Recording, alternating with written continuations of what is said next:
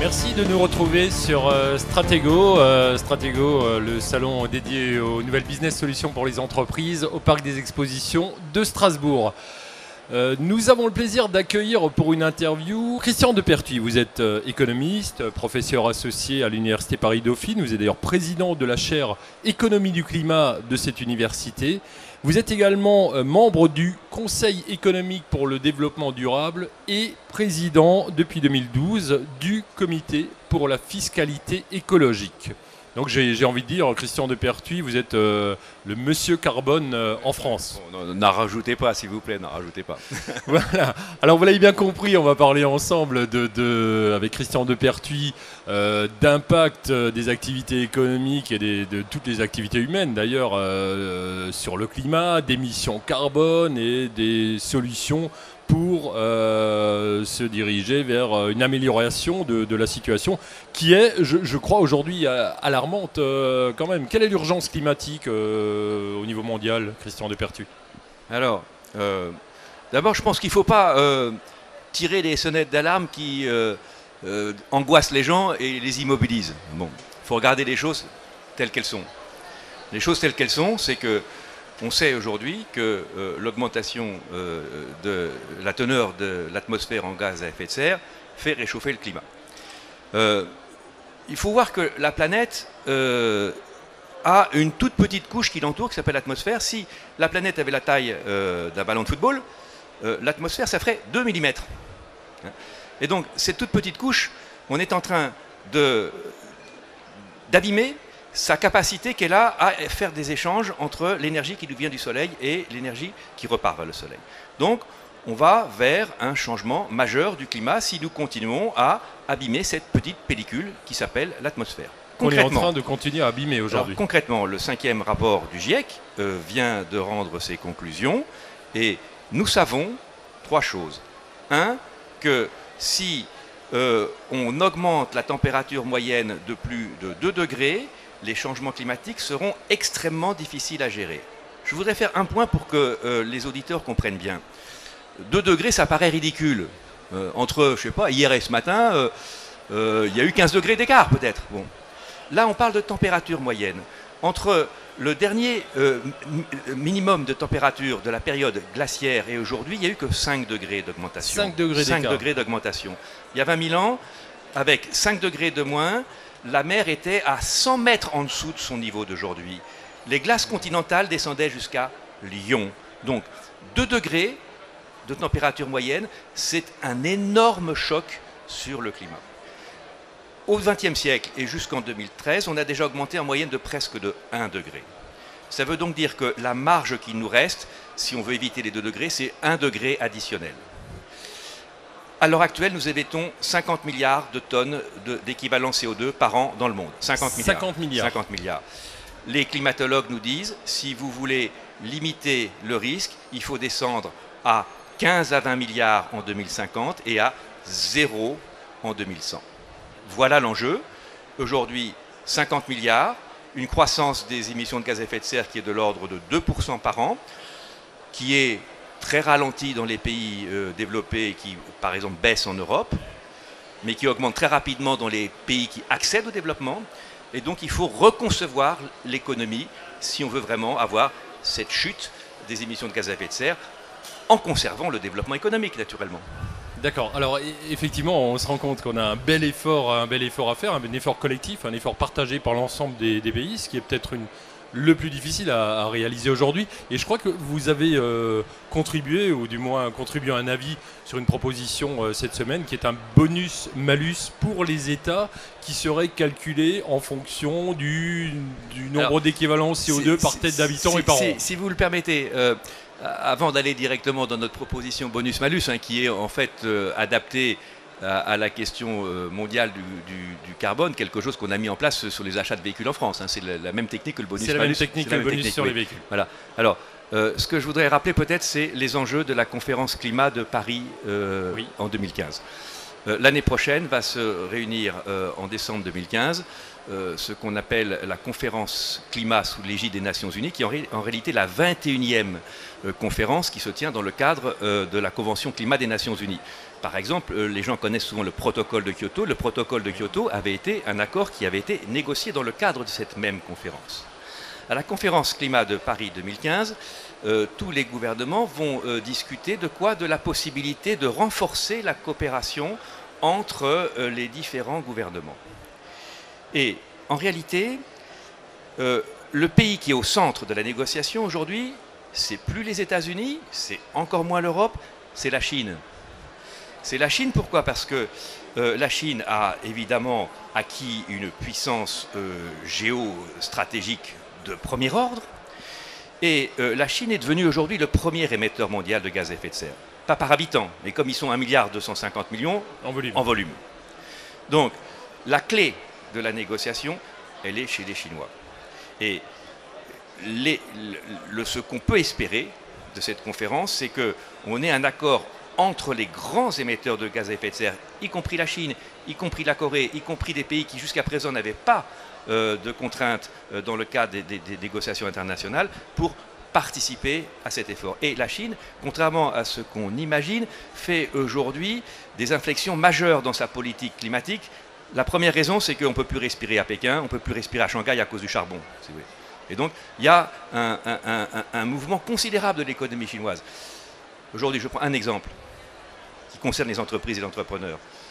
Sur le photovoltaïque, en 5 ans, la Chine a pris 80% du marché mondial du photovoltaïque. 80%. Aujourd'hui, parce qu'on a tous l'image des Chinois qui font du charbon. Aujourd'hui, la compétition sur les technologies vertes, vous voyez tous les jours apparaître des opérateurs asiatiques, des opérateurs chinois, des opérateurs coréens, etc. Donc, vous voyez que derrière l'enjeu du changement climatique, il y a des enjeux politiques, donc on va parler tout à l'heure, mais il y a aussi des enjeux stratégiques économiques pour les entreprises. Oui. Et ce n'est pas une bataille d'enfants de cœur, ce n'est pas parce qu'on parle d'écologie qu'il faut se transformer un peu en enfant de cœur. Non, c'est vraiment de la bataille économique, de la bataille géopolitique. Très bien. Pour finir sur ce bonus-malus, donc on a bien compris, et c'est une bonne nouvelle, hein, l'implication de la Chine pour diverses raisons, hein, qui peuvent être effectivement par conviction ou pour des raisons purement économiques. Enfin, c'est plutôt une bonne nouvelle dans cette réduction de l'émission de carbone.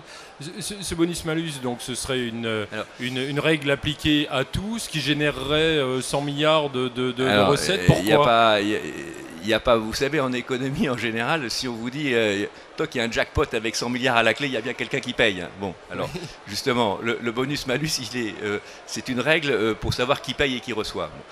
Bon. Je dis peut-être 2 mots avant sur le prix du carbone. Pourquoi est-ce que les émissions de gaz à effet de serre augmentent si rapidement?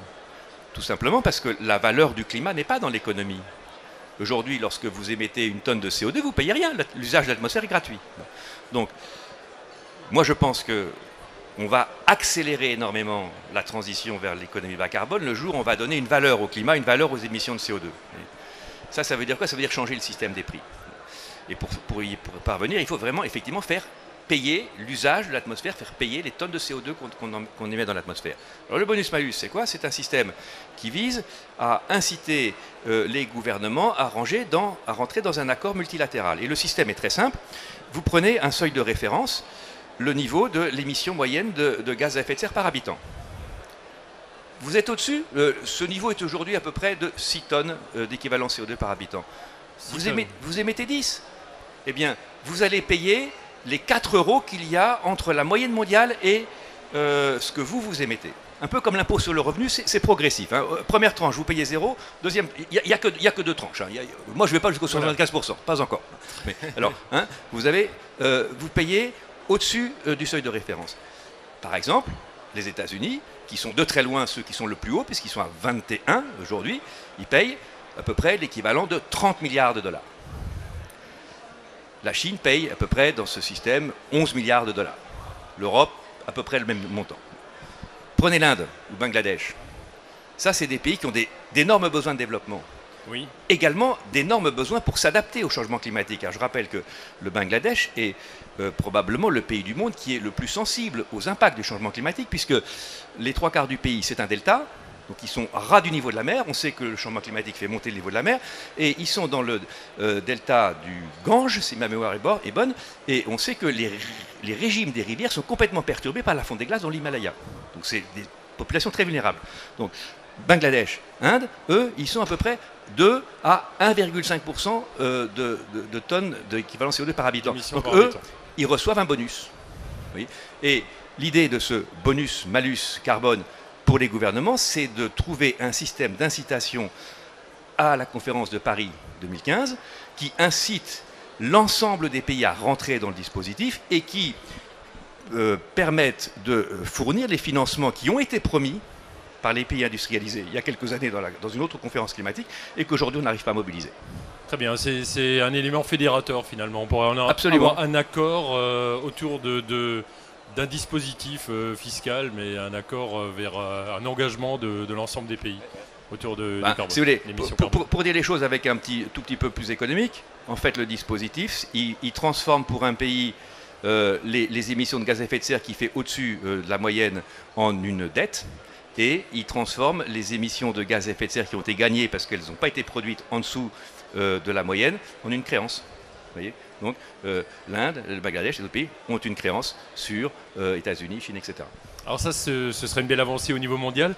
Au niveau, descendons au niveau national déjà, est-ce que la France est bon élève dans la réduction de l'émission carbone? Bon, là, vous demandez au professeur de distribuer les bons points et les mauvais points. Hein. Bon, ce qu'on peut dire objectivement, on peut toujours faire mieux. Deux, aujourd'hui, l'Europe est, dans les pays industrialisés, la zone qui a le plus réduit ses émissions de gaz à effet de serre. Et parmi les 28 pays de l'Union européenne, la France est le deuxième, par le bas. Hein. Moi, je fais un classement. Lorsque vous êtes bas, vous êtes bon. C'est l'inverse des notes. Bon. Donc, le pays qui, en Europe, émet le moins de gaz à effet de serre par habitant, c'est la Suède. Et après, vous avez la France. Et on a la France, pourquoi? Parce que nous avons une particularité importante, c'est que la plus grande partie de notre électricité est produite sans carbone du fait du nucléaire et de l'hydroélectricité. Et de l'hydroélectricité aussi. Ouais. Et ça, c'est ce qui fait la différence, parce ce qu'il faut savoir lorsque vous regardez la répartition des émissions de gaz à effet de serre, le secteur électrique est, dans le monde, le premier secteur émetteur de gaz à effet de serre. Ça en émet à peu près un quart. Vous êtes également président, on l'a dit tout à l'heure, depuis 2012, du comité pour la fiscalité écologique. On va descendre au niveau des entreprises et des PME, hein, puisqu'on sommes sur un salon dans lequel on a essentiellement des PME qui sont présentes. La fiscalité écologique pour les entreprises, c'est une solution, elle est quand même souvent vécue comme une contrainte inacceptable ou une fiscalité supplémentaire, une couche supplémentaire. Comment on peut imaginer ça? Bien, alors, je crois qu'il faut être extrêmement précis sur le langage. Le principe de la fiscalité écologique, comme le principe des marchés de permis d'émission, ça consiste à tarifer la pollution. C'est-à-dire mettre un impôt sur la pollution. Lorsque les ménages polluent, ils payent l'impôt. Lorsque c'est, je sais pas, si la CCI pollue, elle paiera l'impôt. Peut-être elle n'aime pas tellement payer les impôts non plus, elle. Bon. Et puis, si une entreprise pollue, elle va payer l'impôt. Alors, vous avez prononcé un mot. Vous avez dit, les entreprises n'aiment pas un supplément de fiscalité. Bien évidemment, si on imagine que la fiscalité écologique, ça vient en plus des autres impôts, il ne faut pas la faire. Il faut la faire en termes de substitution. C'est-à-dire que moi, je préconise, je ne suis pas le seul, il y a tout un réseau international maintenant qui s'occupe de ces questions-là.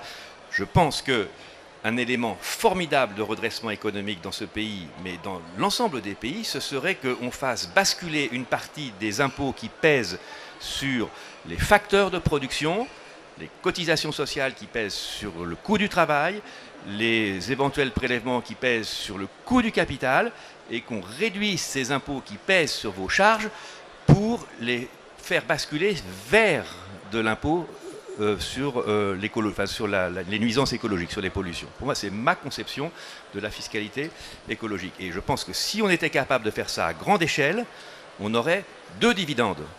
Un premier dividende qui est un dividende écologique, puisque si vous mettez une valeur à l'environnement, si vous voulez gagner de l'argent, vous allez polluer moins.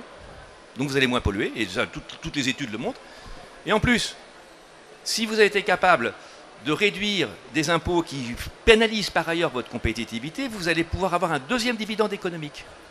Donc moi, j'assume totalement vis-à-vis des entreprises et des entrepreneurs le fait que si on fait ce basculement de la fiscalité qui pèse aujourd'hui sur les facteurs de production vers de la fiscalité qui pèse sur de la pollution, eh bien, ce sera tout bénéfique pour les entreprises. Toutes les entreprises, attention, évidemment, les entreprises qui sont les plus polluantes vont avoir des efforts à faire beaucoup plus importants que celles qui polluent moins. Mais c'est ce qu'on veut. L'objectif, c'est bien de polluer moins, si vous voulez.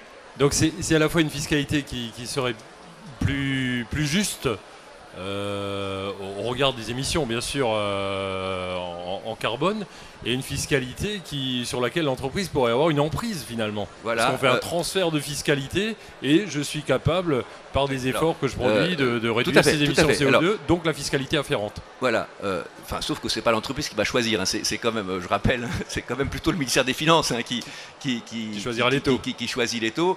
Et moi, ce que j'aimerais bien, c'est que le ministère des Finances soit un peu plus sensible à ce que disent les économistes qui s'occupent à la fois d'environnement et d'économie, comme je suis moi, si vous voulez. Bon. Mais ça, je pense qu'effectivement, c'est un système d'incitation tout à fait nouveau. Et l'enjeu sur la conférence internationale, c'est le même. C'est quoi l'enjeu sur la conférence internationale en termes d'instruments économiques? C'est de savoir si on va arriver au plan mondial à faire émerger un prix du carbone. Parce que tant qu'on est avec le système des prix aujourd'hui au niveau mondial, vous n'empêcherez pas les Indiens et les Chinois et d'autres, beaucoup d'autres, d'utiliser du charbon. Le charbon ne vaut plus rien aujourd'hui. La révolution énergétique américaine majeure est faite dans le système énergétique. Vous avez deux évolutions majeures entre 2000 et 2010. Le premier, c'est le retour massif du charbon comme source primaire d'énergie. Hein, on revient à la fin du 19e siècle. Hein. Et le deuxième, c'est la révolution énergétique aux États-Unis. Les deux phénomènes sont libres, je ne vais pas entrer dans les détails. C'est quoi? C'est qu'on a mobilisé un capital énorme pour aller chercher de nouveaux fossiles. Shell gaz, pétrole non conventionnel. Maintenant, peut-être qu'en 2020, les États-Unis vont devenir exportateurs de pétrole. Voyez, bon. Et pourquoi est-ce qu'ils ont fait ça? Tout simplement parce que le système des prix aujourd'hui vous rend ça très rentable. Et tant qu'il n'y aura pas un vrai prix du carbone, qui est le prix d'usage de l'atmosphère, ça restera rentable.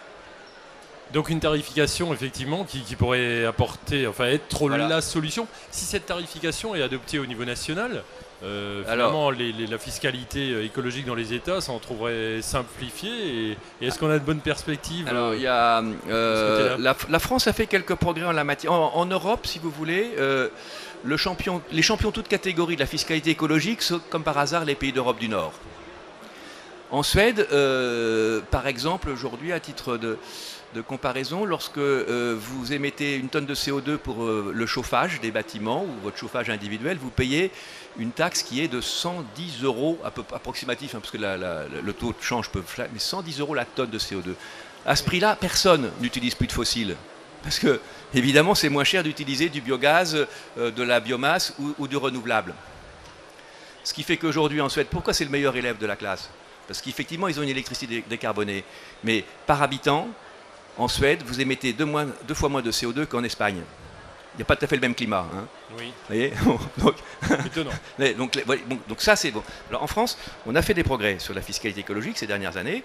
L'un des progrès, c'est que maintenant, dans notre fiscalité énergétique, il y a une composante carbone.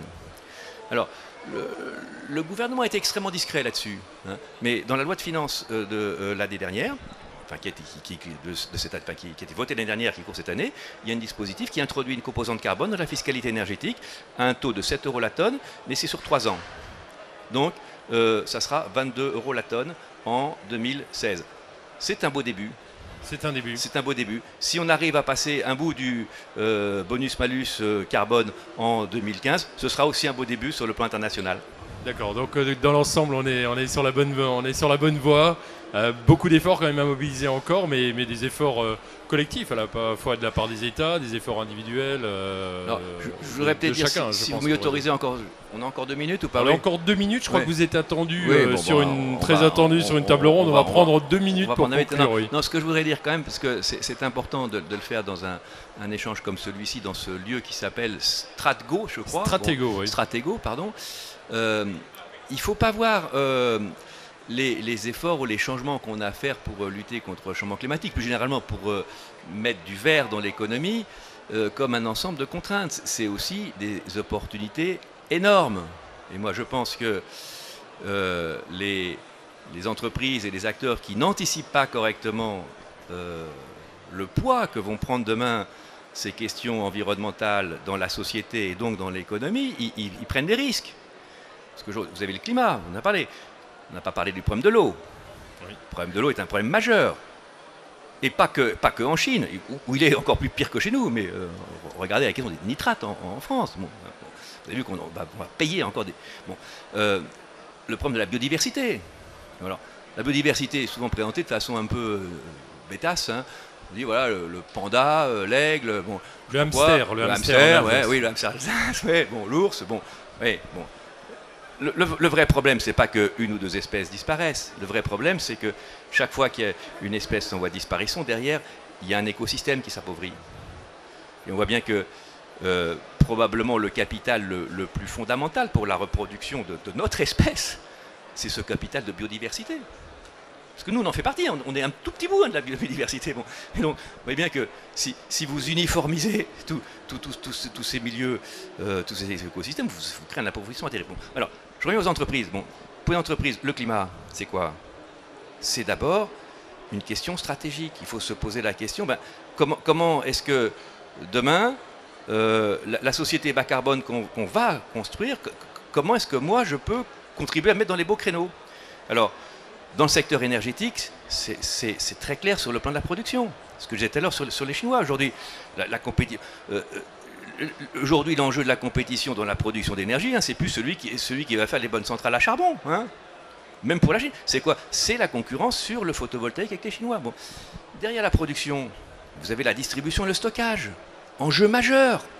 Le stockage de l'électricité, c'est un enjeu majeur. Toute l'économie de l'électricité va tomber le jour où on saura stocker l'électricité. Et on va y arriver. Puisque avant, on ne faisait pas de recherche là-dessus, maintenant on fait de la recherche et développement là-dessus. Bon. Derrière le stockage, vous avez la distribution.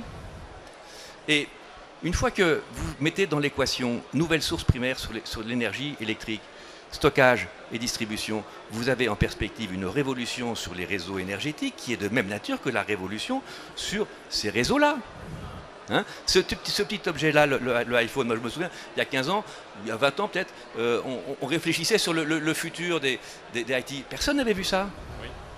Hein, demain, vous aurez ça chez vous pour gérer votre énergie. C'est un exemple. Je prends un deuxième exemple. Je crois que vous êtes spécialiste, non c'est pas vous, non c'est quelqu'un que je rencontrais tout à l'heure, sur la mobilité. Bon. Aujourd'hui, on a un système de mobilité, que ce soit de la mobilité à long terme ou de la mobilité urbaine locale, qui est totalement inefficace, d'une part parce qu'il y a plein de congestion, oui. Et en plus, sur le plan des émissions, c'est dramatique. Bon. Donc, il y a énormément d'innovation à faire en matière de gestion de la mobilité. À la fois, et les constructeurs automobiles ont fini par les comprendre, même nos deux nationaux, y compris PSA Citroën, hein, qui avaient une focalisation sur ce qu'on sait, à savoir la défense du diesel. Maintenant, ils ont compris que hein, bon, c'est ça l'avenir demain. Hein, c'est de trouver des technologies nouvelles pour faire des objets qui se déplacent sans émettre, et puis c'est toute la gestion des réseaux de circulation. Et là, on retrouve ce que je disais sur les nouvelles technologies, hein, avec les voitures. L'habitat, idem. Il faut se positionner sur comment je vais gérer intelligemment l'énergie. Alors, je ne vais pas poursuivre le plan, mais je dirais un dernier mot quand même, parce que c'est un sujet que j'ai à cœur. Il y a aussi l'agriculture. L'agriculture, c'est en France 20% des émissions de gaz à effet de serre. Oui. Et l'agriculture, c'est le secteur économique, enfin, c'est l'un des secteurs économiques qui va ressentir le plus directement les impacts du changement climatique. Tous les agriculteurs vous le disent déjà. Directement impacté. Les dates des vendanges en France ont été reculées, je crois, déjà de 3 semaines. Oui. Et donc, tous les agriculteurs savent bien que, même en termes de choix du matériel vivant, des semences, etc., il va y avoir plein de monde.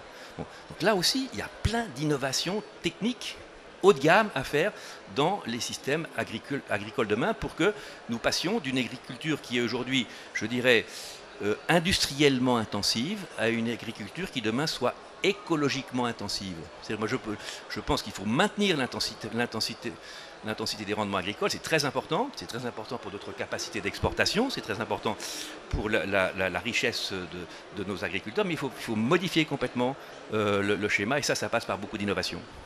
Très bien, donc finalement on a beaucoup parlé de contraintes, de fiscalité au départ, et on se rend compte qu'on a aussi tout un champ de possibles qui s'ouvre, des opportunités, de l'innovation pour nos entreprises qui doivent se positionner vraiment aujourd'hui dans ce domaine-là. Si je peux me permettre une dernière remarque, plutôt que de parler de contraintes, parler d'incitation. C'est des incitations, c'est pas des contraintes supplémentaires. Des incitations. Très bien, merci Christian de Pertuis, merci d'avoir été avec nous. Je crois qu'on vous attend sur une table ronde aujourd'hui sur ce salon. Je vous remercie de nous avoir accordé ce temps. Bonne journée, au revoir. Merci à tous de nous avoir suivis. On se retrouve dans quelques instants pour une prochaine table ronde et on parlera des filières et de l'appui aux filières. On parlera de plasturgie, on parlera d'aéronautique, des filières qui sont très présentes en Alsace avec des PME innovantes et dynamiques. A plus tard.